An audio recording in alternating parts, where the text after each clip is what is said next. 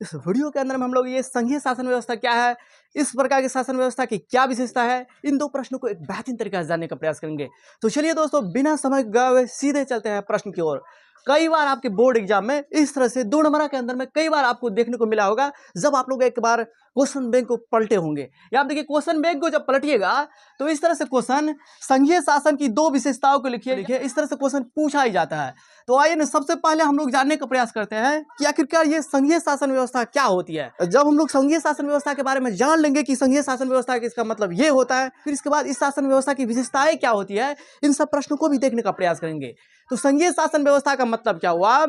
जब कोई स्वतंत्र एवं संप्रभु राज्य, संप्रभु का मतलब क्या हुआ? संप्रभु का मतलब हुआ हम अपने राज्य को चलाने के लिए, हम अपने देश को कायम रखने के लिए, हम अपने देश को चलाने के लिए किसी भी दूसरे देश के बहकावे में आकर या न तो प्रेशर में आकर अपना निर्णय नहीं चेंज करेंगे। संप्रभु का मतलब होता है हम अपने देश के विकास के लिए, हम अपने राज्य के विकास के लिए किसी बाहरी के दबाव में आकर फैसला नहीं लेना, हम अपने मन के अनुसार। संप्रभु, भारत एक संप्रभु देश है। भारत एक संप्रभु देश का मतलब, कहने का मतलब क्या हुआ? इसका मतलब ये हुआ कि हम अपने देश के अंदर में, हम अपने देश के अंदरूनी मामलों को या किसी दूसरे देश के बहकाव में आकर अपने निर्णय को चेंज नहीं करेंगे, यानी कि स्वतंत्र है हम अपने देश के अंदर में कोई भी फैसला को निर्णय लेने के लिए।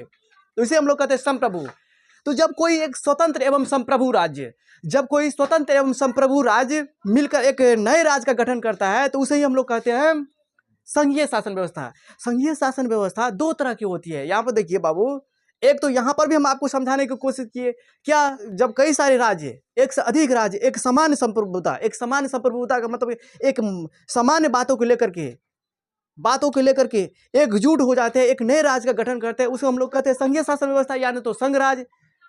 और इस तरह की शासन व्यवस्था मुख्य रूप से अमेरिका के अंदर में देखने को मिलेगा। अमेरिका के अंदर में क्या है बाबू, यहाँ पे देखिए, इसको भी जो अभी हम आपको समझाए, ये भी संघीय शासन व्यवस्था है। और यहाँ पर अपने देश के अंदर में देखिए किस तरह से है। देखिए अपने देश के अंदर में क्या है, अपने देश के अंदर में पावर जो है, शक्तियों का बंटवारा प्रांतीय स्तर पर, प्रांतीय स्तर का मतलब क्या हुआ? राज्य स्तर पर, स्थानीय स्तर पर। स्थानीय स्तर का मतलब क्या हुआ? पंचायत के लेवल पर जो चुनाव होता है, गांव मोहल्ला के विकास के लिए पंचायती राज की व्यवस्था की गई है। और इसके साथ ही साथ नगरों के विकास के लिए, नगर निगम, नगर पंचायत, इसकी व्यवस्था की गई है। ये सारे क्या आती है, किसके अंतर्गत आती है? तो ये स्थानीय स्वशासन के अंतर्गत आती है। देखिए, एक होता है प्रांतीय या क्षेत्रीय। प्रांतीय का मतलब क्या हुआ? राज्य सरकार। एक होता है सेंट्रल का मतलब केंद्रीय, जिसका पूरा देश के अंदर में अस्तित्व है, जो पूरे देश की कमान को संभालता है, उसको हम लोग क्या कहते हैं? केंद्रीय सरकार। एक हो गया प्रांतीय का मतलब क्या हुआ? प्रांतीय का मतलब हुआ राज्य सरकार। एक होता है स्थानीय स्वशासन। स्थानीय स्वशासन का मतलब क्या हुआ? पंचायती राज। और इसके साथ ही साथ नगरों के विकास के लिए नगर निगम, नगर पंचायत, ये सब हो गया। तो हमारे देश के अंदर में सबसे पहले समझिए, हो सकता है यहाँ पे हम ज्यादा समझ ले, लेकिन पहले फील तो लेना पड़ेगा। आखिरकार लोकतंत्र का मतलब जानेंगे, फिर ना इसके बारे में जानेंगे कि आखिरकार लोकतंत्र की क्या क्या विशेषताएं है, क्या क्या खासियत है। ये नहीं, लोकतंत्र के बारे में हम जाने नहीं, लोकतंत्र की विशेषता के बारे में हम जानने के लिए पहले चल गए, ये कहाँ की बात हुआ? ये सही बात नहीं, ये सही तरीका नहीं हुआ। किसी भी चीज को पहले, वो टॉपिक है, उसको टॉपिक को पहले समझना पड़ेगा, फिर इसके बाद देखेंगे वो टॉपिक की विशेषताएं क्या है। हम यहाँ पर आपको समझाने की कोशिश कर रहे हैं। संघीय शासन व्यवस्था 2 तरह की होती है, उसको भी संघीय शासन व्यवस्था कहेंगे। किसको? जहां पे बहुत सारे राज्य आपस में मिल करके एक सामान्य बात को मान करके एक नए राज्य का गठन करता है। जैसे कि अमेरिका के अंदर में, जैसे कि यहाँ देखिए, अमेरिका के अंदर में, स्विट्जरलैंड के अंदर में, ऑस्ट्रेलिया के अंदर में इस तरह की व्यवस्था की गई है। यानी कि जब कोई स्वतंत्र और संप्रभु राज्य आपस में मिलकर एक सामान्य संप्रभुता को स्वीकार कर एक नए राज्य का गठन करता है, उसे हम लोग कहते हैं संघीय राज्य। इसको भी संघीय राज्य या संघीय शासन व्यवस्था कहेंगे। और एक होता है अपने देश के अंदर में, किस तरह से? अपने देश के अंदर में जो पावर जो है, शक्तियां जो है, कई इकाइयों में बट गई है। कई इकाइयों में बटने का मतलब क्या हुआ? देखिए, स्थानीय शासन के अंतर्गत स्थानीय लोगों को भी स्थानीय शासन के नीचे पावर को जो है ना कई भागों में बांट करके हर एक तबका के बीच में पावर को दे दिया गया है। इसलिए दे दिया गया है ताकि मान कर चलिए, ये लोगों के मन में नहीं रहे, ये मन में संशय नहीं रहे, ये भय नहीं बना रहे कि मान के चलिए एक ही व्यक्ति के पास में पावर रहेगा तो वो किस तरह से काम करेगा, मनमानी भी कर सकता है, मनमानी ही करेगा। एक के व्यक्ति को सब हाथ में पावर दे दीजिएगा, सारा शक्ति दे दीजिएगा, तो गलती नहीं काम करेगा, उसमें कोई दबाव डालने वाला कोई रहेगा ही नहीं। लेकिन यहाँ पर अपने देश के अंदर में क्या किया? पावर को पूरा नीचे तबका तक दे दिया, वार्ड सदस्य, वार्ड 5, जिला परिषद, पंचायत समिति, यानी कि शक्तियों को कई इकाइयों में बांट दिया गया है। तो हमारे देश के अंदर में क्या है? राज्य के पास पावर कम है और देश के पास, यानी कि सेंट्रल गवर्नमेंट के पास ज्यादा पावर है। यानी कि सेंट्रल गवर्नमेंट पूरा देश के लिए नियम कानून बनाएगा, हमारे देश के अंदर में सेंट्रल गवर्नमेंट के पास ज़्यादा पावर है, लेकिन अमेरिका के अंदर में, स्विट्जरलैंड के अंदर में, ऑस्ट्रेलिया के अंदर में सेंट्रल गवर्नमेंट के पास पावर कम है और राज्य के पास। हाँ, तो उसको भी यहाँ पे जो हम आपको बता रहे हैं, एक तो यहाँ पे राज्य के पास पावर ज़्यादा होता है, एक तो यहाँ पे अमेरिका और स्विट्जरलैंड और इसके साथ ही साथ ऑस्ट्रेलिया जैसे देशों के अंदर में राज्य के पास ही पावर ज़्यादा होता है, और जो है सेंट्रल गवर्नमेंट जो होता है, केंद्रीय सरकार जिसको हम लोग कहते हैं संघीय सरकार, उसके पास ही पावर कम देखने को मिलता है। लेकिन अपने यहाँ संघीय शासन व्यवस्था का मतलब ये समझिए, अपने यहाँ संघीय शासन व्यवस्था का मतलब हुआ कोई भी पावर अपने यहाँ प्रांतीय स्तर पर बढ़ जाता है, स्थानीय शासन व्यवस्था के अंतर्गत बढ़ जाता है। इसके साथ सेंट्रल गवर्नमेंट, यानी कि 3 तरह की सरकार यहाँ पर स्थापित है। इसका मतलब क्या हुआ? इसका मतलब ये हुआ, देखिए यहाँ पे हम आपको समझा रहे हैं, जब किसी देश को अनेक राजनीतिक इकाइयों में बांटकर वहाँ स्थानीय या प्रांतीय और केंद्र में अन्य सरकार की व्यवस्था की जाती है, तो इसे भी हम लोग क्या कहेंगे? तो इसे भी हम लोग क्या कहेंगे? संघीय शासन व्यवस्था कहते हैं। ये भी एक संघीय शासन व्यवस्था है और ये भी एक, दोनों तो संघीय शासन व्यवस्था है, लेकिन खासियत क्या है? अमेरिका के अंदर में क्या हुआ? केंद्रीय सरकार यानी कि संघीय सरकार के पास कम पावर है, जबकि राज्य सरकार के पास। अपने यहाँ जो संघीय शासन व्यवस्था है, यहाँ पे स्पष्ट रूप से क्लियर कट कह देगा कि भारत में संघीय शासन व्यवस्था से आप क्या समझते हो, तो यहाँ पे ये डेफिनेशन को लिखेंगे। ऐसे कह देगा कि संघीय राज का अर्थ बताइए, तो ये भी लिख सकते हैं, ये भी लिख सकते हैं, क्योंकि आपने क्लियर कट तो नहीं बताए, यानी तो दोनों मान्य हुआ लिखने के लिए। अगर समय बचा तो दोनों लिख दीजिएगा। टीचर कहेगा कितना अच्छा बात है, जब स्पष्ट नहीं कह रहा है तो वहाँ पे दोनों को लिखना जरूरी है, तब ना समझेगा।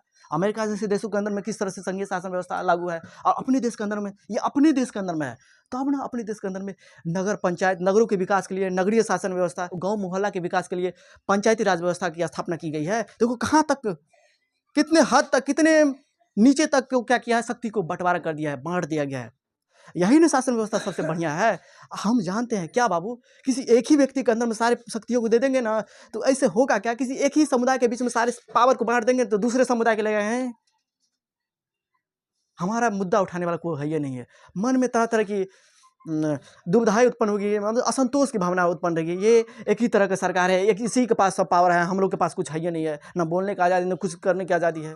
ये थोड़ा मन में जो है ना असंतुष्टि की भावना, नागरिक असंतुष्ट रहेगा और सरकार गलत भी काम करेगा। इसलिए हमारे देश के अंदर पावर को क्या किया गया है, पूरे नीचा तबका तक वितरण कर दिया है। सभी व्यक्ति राजनीति में भाग ले सकता है, जरूरी नहीं है कि हिंदू भाग ले सकता है या मुस्लिम, सभी धर्म के लोग यहाँ पर राजनीति में भाग ले सकता है और भाग लेता है। इसलिए हमारे यहाँ क्या होता है, अलग अलग समुदाय के अंदर में ये नहीं रहता है कि यही तो हमेशा शासन करेगा। आप अच्छा काम किए हैं तो आपको भी जनता चुनेगा, आप भी शासन व्यवस्था में भाग ले सकते हैं। ये कहने का मतलब हुआ हमारे यहाँ इस तरह का है ना। हमारे यहाँ क्या है, शक्तियों का बंटवारा विभिन्न प्रकार की इकाइयों में बढ़ गई है, विभिन्न आनुषंगिक इकाइयों में बढ़ गई है, जैसे कि स्थानीय शासन व्यवस्था के अंदर, इसके साथ ही साथ राज्य यानी कि प्रांतीय, इसके साथ ही साथ केंद्र सरकार, यानी कि ये 3 तरह के हमारे यहाँ शासन व्यवस्था की पावर जो है बटी हुई है। जब इस तरह की बात आएगी, इसका मतलब ये भारतीय संघीय शासन व्यवस्था के बारे में हम चर्चा कर रहे हैं। इस तरह की बात आएगी, तो राज्य के पास पावर ज़्यादा रहे और सेंट्रल गवर्नमेंट यानी कि केंद्रीय सरकार के पास पावर कम रहे, तो ये हो जाएगा क्या, यूएसए, स्विट्जरलैंड और ऑस्ट्रेलिया जैसे देशों के अंदर में। तो हम आशा कर सकते हैं कि ये संघराज का मतलब आप लोग समझे, संघराज का मतलब समझे। कहीं पर भी दिक्कत है बोलिएगा, बात को समझिए। हम पसीना बहा रहे हैं, क्यों? क्योंकि इस समय पूरा दुनिया क्या होगा, बिहार के कोई भी टीचर क्या होगा इस समय, क्या होगा, शिथिल होगा। हम नहीं चाहते थे, तुम ही लोग छुट्टी मांगते रहते हैं, हम छुट्टी काहे के लिए देंगे? तुम पढ़ेगा 6 बजे तक पढ़ाएंगे, 7 बजे तक पढ़ाएंगे। चलिए ये हो गया, लिख सकते हैं अपने मन के अनुसार से, जरूरी नहीं है हम यहाँ पे लिखें।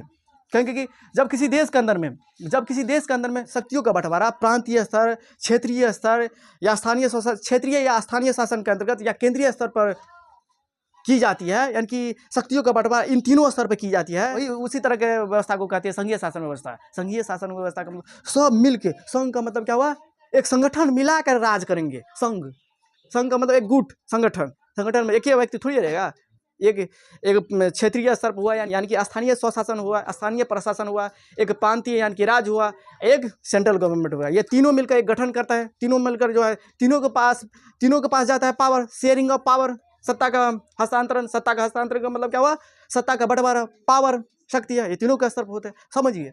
चलिए अब देखिए, संघीय शासन व्यवस्था की 2 विशेषताओं को किस रूप में लिखना है, कैसे लिखना है, इसको समझिए। पहले हमने आपको ये संघीय शासन व्यवस्था क्या है, दूसरे देशों के अंदर में संघीय शासन व्यवस्था किस रूप में है, और अपने देश के अंदर में, और इसके साथ ही साथ अपने देश के साथ ही साथ यहाँ देखिए बेल्जियम और स्पेन, अपने देश में तो इस तरह की शासन व्यवस्था है ही है, जहाँ पर क्या है, केंद्र सरकार के पास ज़्यादा पावर है और स्टेट गवर्नमेंट के पास कम पावर है। इसके साथ ही साथ बेल्जियम और स्पेन जैसे देशों के अंदर में भी भारत के जैसे ही संघीय शासन व्यवस्था स्थापित हुई है, स्थापित की गई है, स्थापना हुआ है। तो हम ये आशा कर सकते हैं, इसको आप लोगों ने समझ लिए होंगे। अब आइए संघीय शासन व्यवस्था की क्या विशेषता है उसको समझने का प्रयास करते हैं हम। तो संघीय शासन व्यवस्था में क्या होती है, दोहरी सरकार होती है। संघीय शासन व्यवस्था में क्या होती है, दोहरी सरकार होती है, एक केंद्रीय स्तर की, राज्य स्तर की।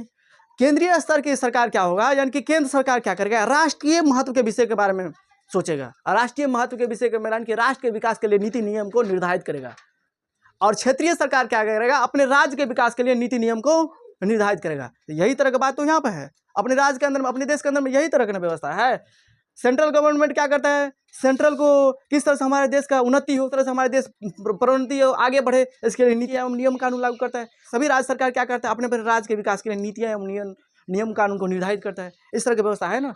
याद नहीं करना पड़ेगा हमारी क्लास में, जब हम पढ़ाते रहते हैं उस बात को समझते रहिएगा, याद नहीं करना पड़ेगा, कोई दिन याद करना पड़ेगा, ऐसे ही दिमाग में जाते रहेगा। संघीय शासन व्यवस्था में सर्वोच्च सत्ता केंद्र सरकार और उसकी विभिन्न आनुषंगिक इकाइयों में बटी हुई है, उसकी विभिन्न आनुषंगिक इकाइयों में बटी हुई रहती है। सर्वोच्च सत्ता तो रहेगा केंद्र सरकार के पास, और इसके साथ ही साथ अलग अलग इकाइयों में भी, अलग अलग इकाई का मतलब स्थानीय शासन, इसके साथ ही साथ प्रांतीय शासन, अलग अलग इकाइयों में बटी हुई रहती है। इस व्यवस्था में दोहरी सरकार होती है, एक केंद्रीय स्तर की सरकार होती है, दूसरा प्रांतीय या क्षेत्रीय स्तर की सरकार होती है। राष्ट्रीय सरकार क्या करते हैं, यानी कि केंद्रीय सरकार क्या करता है, राष्ट्रीय महत्व के विषय को निर्धारित करते हैं, नीति नियम को निर्धारित करते हैं। इस व्यवस्था में दोहरी सरकार होती है, एक केंद्रीय स्तर की सरकार है जिसके अधिकार क्षेत्र में राष्ट्रीय महत्व के विषय होते हैं, और दूसरे स्तर पर प्रांतीय या क्षेत्रीय सरकार होती है जिनके अधिकार क्षेत्र में स्थानीय महत्व के विषय होते हैं। जो स्थानीय महत्व के विषय तो वो हो गया राज्य सरकार, और जो सेंट्रल लेवल पूरा देश के अंदर में देखेगा उसको क्या कहेंगे हम लोग, केंद्रीय स्तर की सरकार। तो हम आशा कर सकते हैं कि आप लोगों ने इसको एक बेहतरीन तरीके से समझ लिए होंगे। और हमारे यहाँ जो है, हमारे यहाँ तो इस तरह की व्यवस्था है ही है। इसके साथ ही साथ कुछ ऐसे व्यवस्था है, कुछ ऐसे नियम कानून है जहाँ पे दोनों मिलकर आपसी सहयोग के साथ ऐसे दोनों मिलकर जो है नियम कानून निर्धारित करते हैं।